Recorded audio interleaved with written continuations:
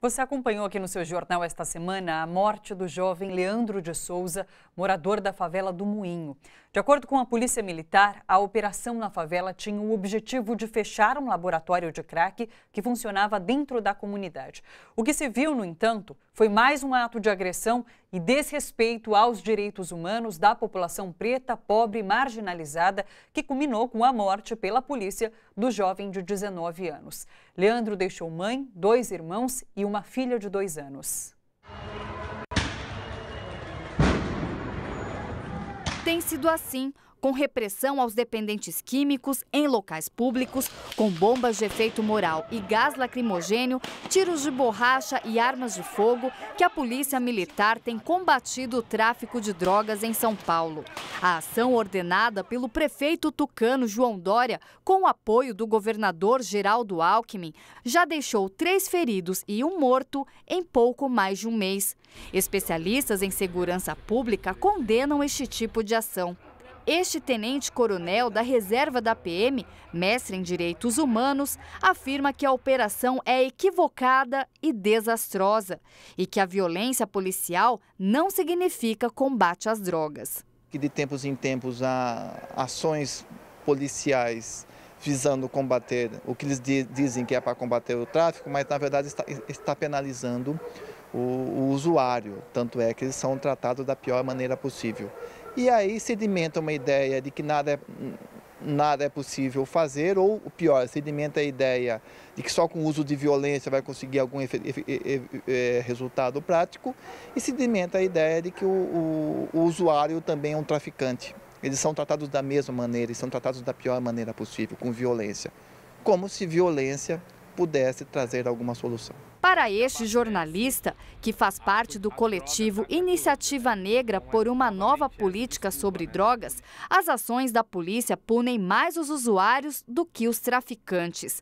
Um dos motivos, diz ele, é que a lei de drogas não define qual a quantidade de substância apreendida deve ser considerada para uso ou para o tráfico.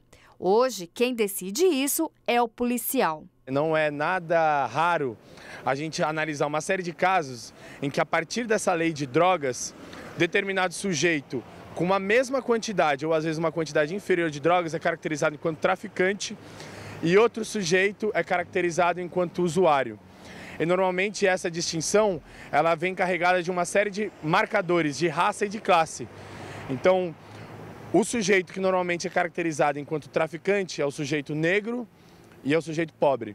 O sujeito que é classificado enquanto usuário é o sujeito branco e é o sujeito classe média. Esta semana, o jovem Leandro de Souza Santos, que era usuário de drogas, foi considerado traficante por policiais. Numa operação na favela do Moinho, a poucas quadras da Cracolândia, o rapaz de 19 anos foi perseguido, torturado e morto pela PM. Para os especialistas, este é mais um exemplo de ações racistas e classistas que acontecem todos os dias no Brasil. A violência policial no nosso país, razões históricas e já fartamente documentadas com pesquisas sérias, atinge as camadas desprivilegiadas, os pretos, os pobres e os moradores das periferias.